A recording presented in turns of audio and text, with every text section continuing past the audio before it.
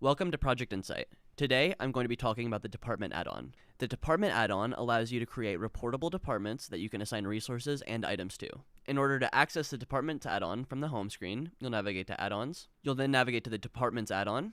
If you don't already have the Departments add-on installed, you can install it through the Get More Add-ons page. Click Configure, and this will take you to a list of departments. If you're just now setting up the Departments add-on, this screen will be empty. To add a new department through inline editing, you'll navigate to the Departments table, where there should be an empty row. Put in the name of the department. We'll call this new department Design. Assign it a leader. Let's assign Jim Pickens as a leader. And click Save. And your new department is added. Now you have departments, and those departments have leaders, but they don't actually have any resources under them. To assign resources to departments, you'll click the My Insight menu in the top left, navigate to the Admin option, click Users, navigate to the user of your choice. We'll be using Patrick Insight. Click the More Options icon on the far right column, click Edit, and you should see this department drop down.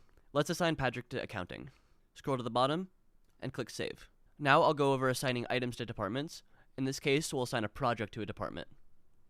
In order to do this, click the My Insight menu in the top left, navigate to your projects list, click the Add Project button, give your project a name. We'll call this Example Department Project. And then under Department, you can choose a department of your choice. We'll choose Design. Edit the rest of the project to your liking. We'll leave it blank for right now. Click Save, and now you have a project assigned to a department.